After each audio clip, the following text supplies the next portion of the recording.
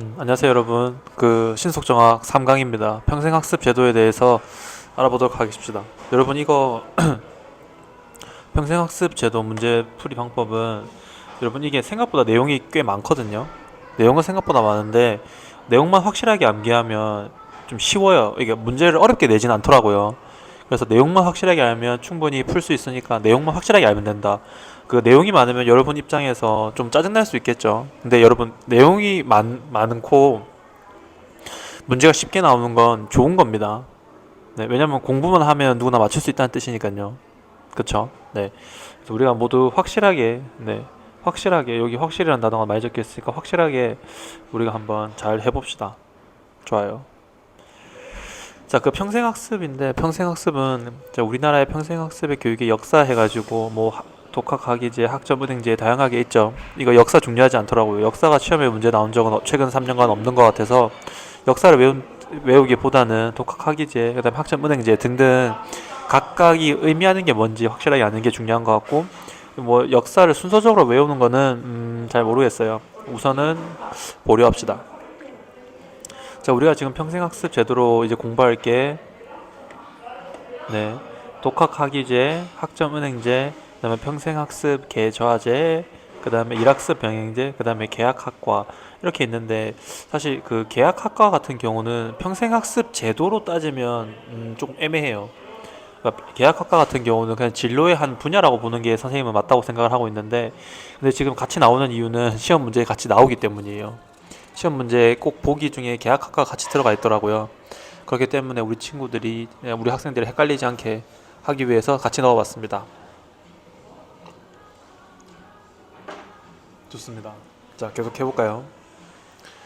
자, 하나씩 해봅시다. 자, 독학학위제입니다. 독학학위제. 자, 독학학위제는 국가평생교육진흥원에서 주관하는 시험으로 대학 학사의 학위를 취득할 수 있는 제도입니다. 여러분 이거 어렵게 보지 말고 이렇게 받아들이면 돼요. 그러니까 쉽게 말해서 충분히 공부를 하고 그 분야에 좀 잘 알아요. 근데 그 분야를 잘 아는데 대학을 가지 못했다고 학위가 없는 거는 어떻게 보면 좀 불공평하죠. 몸이 불편해서 대학을 못 갔을 수도 있잖아요. 네, 무슨 말인지 이해가 되나요? 이제 그런 경우를 방지하기 위해서 그런 경우를 방지하기 위해서 생긴 제도다라고 생각을 해주면 될 것 같아요. 그래서 독학학위제는 말 그대로 학위입니다. 대학 학위를 혼자 스스로 공부한 거를 인정해주겠다라는 거예요. 그래서 우리가 지금 알아야 될 거는 선생님이 사이트에서 찾아봤습니다. 총 11개의 전공이 있어요. 이 전공은 줄기도 하고 늘기도 하더라고요. 근데 현재 우리가 시험 치는 이 세계에서는 11개다. 11개라는 거고 그 다음에 응시 자격이 있어요. 이게 시험이 1번 시험, 2번 시험, 3번 시험, 4번 시험을 최종적으로 합격을 해야 해당 분야의 학위가 나오거든요. 해당 분야의 학위가 나오는데 그러면 우리가 흔히 말하는 응시 자격이라는 말은 무슨 응시 자격이겠어요? 이 첫 번째 시험을 칠 수 있는 응시 자격이라고 생각하면 되겠죠. 응시 자격은 고등학교 졸업자 또는 고등학교 졸업에 상응한 자격이 있어야 됩니다. 그래서 고등학교를 졸업했다든지 아니면 검정고시를 쳤다든지 이런 자격이 필요하다라는 겁니다. 독학학위제는 뭐 어렵게 생각할 건 없고 자 11개의 전공 그리고 그 다음에 응시 자격 그 다음에 4개의 시험을 통과해야 된다라는 겁니다. 자, 그래서 선생님이 지금 암기사항으로 좀 확실하게 준비를 했는데요. 자 보면 11개의 전공이 있다. 독학학위제는 11개의 전공이 있어요. 그 중에 자기가 원하는 걸 선택해서 하는 거죠. 맞나요? 자, 그 다음에 고졸 이상 지원, 고졸 이상. 이 무슨 말이죠? 고졸 이상은 돼야 시험을 칠 수 있는 거예요. 중졸이면 시험 못 칩니다. 맞죠? 그리고 독학 학위를 받기 위해서라면 4단계의 시험을 모두 통과해야 된다라는 겁니다. 이해가 되나요? 네, 좋아요. 다음.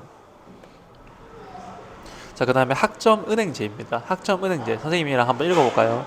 자, 학점은행제는 자, 학교에서뿐만 아니라 학교 밖에서 이루어지는 다양한 형태의 학습을 자격으로 인정받을 수 있도록 하고 학점이 누적되어 일정한 기준 충족하면 학위를 취득할 수 있게 한다라는 건데 여러분 선생님 지금 빨간색으로 표시해 놓은 거 있잖아요. 이 부분을 필수 키워드처럼 확실하게 외워줘야 돼요.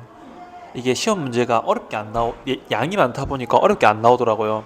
그럼 어렵게 안 나온다는 말은 이 멘트만 확실하게 이 키워드라고 하죠. 자, 이 키워드만 확실하게 외워도 충분하다. 네. 이 키워드만 확실하게 외워도 괜찮다라는 겁니다. 네. 그래서 학점은행제는 학교에서뿐만 아니라 학교 밖에서 이루어지는 다양한 형태의 교육을 뭐 인정하고 그 다음에 그게 충족되면 학위를 취득할 수 있게 해준다라는 겁니다. 근데 여기서 또 보면 또 뭐 있죠? 고등학교 졸업자 또는 동등한 이상, 여기도 응시 자격 아니면 사용하는 그 자격이 고등학교 졸업은 돼야 된다라는 겁니다. 이해되나요? 네, 어렵죠? 어렵다기보다는 뭐 고등학교 졸업이 생각보다 중요하죠. 네. 그래서 보면 이제 뭐 뭘 하려고 하는 사람들, 이 학점은행제를 이용하려고 하는 다양한 사람들이 있는데 기본적으로 뭐죠? 고등학교 졸업은 해야 된다라는 겁니다. 그래서 여러분 그런 게 있죠. 그 이제 나이 드신 할머니나 할아버지께서 막 초등학교, 중학교, 고등학교 막 검정고시 치는 사람들 있죠. 그게 진짜 너무 멋진 일인데 그게 어떻게 보면 고등학교 졸업이 돼야 이제 이런 걸 활용할 수 있기 때문에 하는 게 아닌가라는 생각도 선생님은 조금 들더라고요. 그쵸? 자, 계속 봅시다. 다음입니다. 자, 평생학습 계좌제입니다. 자, 평생학습 계좌제는 자, 그 학습 경험을 개인별 학습 계좌에 누적하고 그 결과를 학력 자격 등의 사유제도로 활용하는 거예요. 여러분 이거는 그 앞에 있는 두 개 있죠. 독학 학위제, 그 다음에 학점 은행제 있죠. 이 두 가지는 이렇게 생각하면 돼요. 그러니까 뭐 형태는 다른데 결과적으로 학위를 취득하기 위한 과정입니다. 학위. 그러니까 학위를 취득하기 위한 과정이고 평생학습 계좌제는 이렇게 받아들여 주세요. 능력을 인정하기 위해서, 그러니까 자기의 내가 이런 능력이 있다라는 걸 인정하고 증명하기 위해서 만들어진 제도다라고 생각해 주면 좋을 것 같아요. 네, 그래서 지금 보면 자, 개인별 학습 계좌에 누적 관리하고 그 다음에 사회적으로 활용하는 제도다. 여기 보면 뭐 학위를 인정한다 이런 말은 안 적혀 있죠. 네, 지금 여기 보면 다양한 게 있어요. 능력을 인정하는 거기 때문에 경력도 당연히 되고 또 뭐가 되죠? 자격도 되고. 왜냐면 능력 안에 경력과 자격 이런 게 다 포함되겠죠.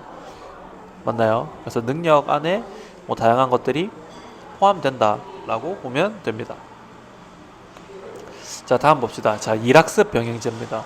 자, 일학습 병행제는 말 그대로 일과 학습을 같이 하는 거예요. 병행이 같이 한다라는 뜻이죠. 네. 그래서 일과 학습을 같이 한다라는 거예요. 자, 일학습 병행제 같은 경우는 선생님도 산학일체형 도제학교를 하기도 했었고, 그 다음에 과정평가형 사업을 하기도 했었고, 선생님은 중소기업청 사업이죠. 중기청 사업 빼고는 거의 다 해본 것 같은데, 일학습 병행제는 여러분 엄청나게 많은 사업이 있어요.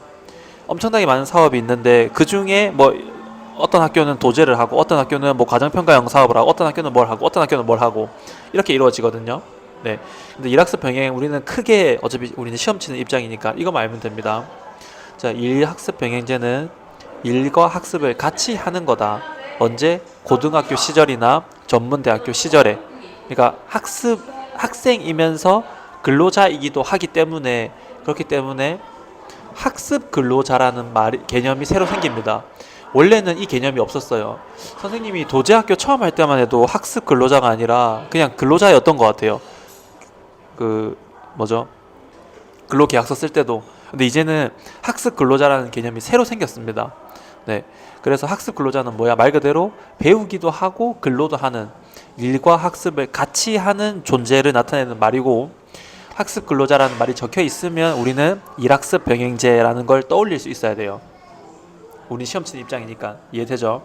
자, 그래서 지금 보면 자, 현장에서는 실무 교육을 받고, 현장에서는 그 다음에 학교에서는 이론 교육을 받아서 이 학생이 실제로 현장에 나가자마자 20살이 되자마자 바로 자신의 능력을 증명해내고 퍼포먼스를 발휘할 수 있게 도와주는 과정이라고 생각하면 됩니다. 네, 알겠죠? 그래서 이게 일학습 병행제를 전부 다 이해하기에는 생각보다 어려워요. 왜냐하면 사업도 굉장히 많고, 네, 사업도 굉장히 많고 그 과정도 좀 까다롭고 뭐 인증 절차도 많고, 그다음에 일학습 병행제 같은 경우는 생각해 보면 고용노동부와 그다음에 산업인력공단 그리고 교육부 이 세 개의 부서가 같이 협업해서 만드는 사업이거든요. 그래서 내용을 이렇게 다 이해하기는 조금 어려운 것 같고, 우리는 조금 전략적으로 시험 치는 입장이니까 이걸 알아야 될 것 같습니다. 일학습 병행제는 일과 학습을 그냥 같이 병행하는 제도다라는 거고, 그 다음에 학습 근로자 라는 말이 나오거나 그 다음에 이런 말도 많이 나와요. OJT, OFJT 이런 말도 나오는데 OJT는 그 여기 보면 실무 교육 있죠. 기업 현장에서 받는 실무 교육. OJT가 On Job Training이라는 뜻입니다. 그래서 이제 실무 교육. 그 다음에 OFJT는 이론 교육을 의미합니다. Off Job Training이라서 OFJT라고 하는데 그래서 OJT와 OFJT가 같이 이런 단어가 나오면 학습 근로자 이런 단어가 나오면 일학습 병행제를 떠올려주면 좋을 것 같아요. 나중에 문제 풀다 보면 조금 더 뭐 이 선생님 말이 잘 느껴질 겁니다. 자, 그리고 다음으로 보면 자, 계약학과입니다. 계약학과. 자, 계약학과는 보면 자, 계약학과는 크게 두 가지가 있어요. 이거 선생님이 그 수능 특강에서 그대로 따온 건데 자, 계약학과는 말 그대로 이 계약 있죠. 이 계약 있죠. 우리가 생각하는 그 계약 맞아요. 그 컨트랙트 하는 그 계약이라고 생각하면 되고 자, 크게 두 가지가 있습니다. 채용 조건형, 그 다음에 재교육형. 이거는 말 그대로 해석해 주면 돼요. 자, 이거는 뭐죠? 학과인데, 그러니까 우리가 생각하는 대학교 학과인데 채용을 조건으로 한 학과입니다. 자, 무슨 말이냐고 하면 여러분 옛날에 이런 말이 있었어요. 성균관대 들어가면 전부 다 삼성 반도체 들어간다. 이런 말이 있었어요. 그 이유가 뭐죠? 성균관대 안에는 삼성 반도체에 들어가긴 게 약정이 된 학과가 있었어요. 그 약정이 된 학과에 뭐냐면 이 학생들은 졸업만 하면 다 삼성전자 들어가요.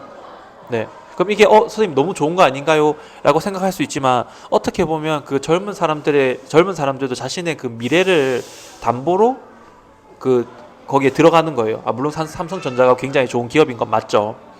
네, 이해되나요? 그래서 이건 자, 채용 조건형은 말 그대로 채용, 그러니까 일할 곳이 조건으로 정해진 학과입니다. 그렇기 때문에 여기 졸업생들은 채용을 조건으로 되어 있어요. 그럼 채용이 조건이 되었기 때문에 아무래도 학자금 지원 이런 걸 많이 받습니다. 왜냐하면 그래도 자신의 미래를 담보로 건 거니까 회사에서도 이렇게 학자금 지원을 해주는 등 다양한 그게 많죠. 그리고 사실 요즘 우리 젊은이들이 아무래도 취업이 목표다 보니까 이런 채용 조건형 이런 걸 좋아해요. 왜냐면 사실 크게 고민할 게 없잖아요. 삼성전자가 나쁜 기업도 아니고 좋은 기업에 들어갈 수 있는 게 정해져 있고 네, 그리고 뭐 등록금도 좀 지원을 받으니까 굉장히 좋아합니다. 네. 그다음 거 봅시다. 자, 재교육형 계약학과입니다. 재교육형 계약학과는 말 그대로 다시 교육하는 거예요. 그럼 이제 여러분 다시 교육한다는 거니까 뭐겠죠? 다시 교육한다라는 말은 그 공부를 멈춘 사람들을 의미하는 거겠죠. 그럼 공부를 멈춘 사람들은 누굴까요? 공부를 멈춘 사람들은 근로자들이겠죠. 근로자들. 그러니까 이겁니다. 선생님이 지금 스마트팜 사업을 만약에 하고 있어요. 자, 스마트팜 사업을 하고 있는데 지금 보니까 우리 친구들이 지금은 기업이 잘 굴러가고 있는데 우리는 토마토밖에 못 길러. 근데 시간이 지나니까 요즘은 토마토가 사업성이 없고 블루베리가 사업성이 있어 보이는 거예요. 그럼 어떻게 해야 되죠? 기업에서 블루베리 전문가를 새로 고용을 하든 아니면 그러니까 우리 직원들 중에 블루베리 전문가를 양성하든 둘 중에 하나를 해야겠죠. 네, 근데 이제 선택하는 겁니다. 그러면 새로운 사람을 굳이 고용하기는 어려울 것 같고 내가 봤을 때는 그냥 우리 기존에 그 멤버가 많으니까 기존에 있는 직원들 중에 몇 명을 뽑아서 전문가로 만들자. 그럼 전문가로 만들려고 하면 어떻게 해야 되죠? 네, 전문가로 만들려고 하면 다시 교육을 해야겠죠. 그래서 교육할 때 이렇게 하는 겁니다.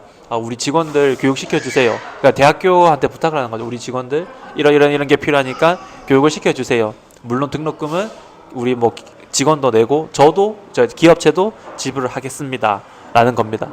네. 그래서 자, 채용 조건과 그 재교육형을 잘 비교했으면 좋겠는데 이렇게 생각하면 됩니다. 자, 채용 조건은 뭐죠? 채용이 약정된 거고 대학생이 다시 직원이 되는 게 약정된 게 채용 조건이고 재교육형은 뭐죠? 직원이 다시 대학생이 돼가지고 뭔가를 배워오는 과정이다 라고 생각해주면 됩니다. 네, 나중에 보면 어렵지 않을 거예요. 오케이, 넘어갑시다. 자, 여러분 그 상강 평생학습제도 내용 설명은 여기까지로 하고 이제 선생님은 계속해서 문제풀이 영상을 촬영하도록 하겠습니다. 들어줘서 고맙고 여러분도 문제 다 풀어보고 꼭 문제풀이를 확인하면 좋겠습니다. 고마워요. 안녕.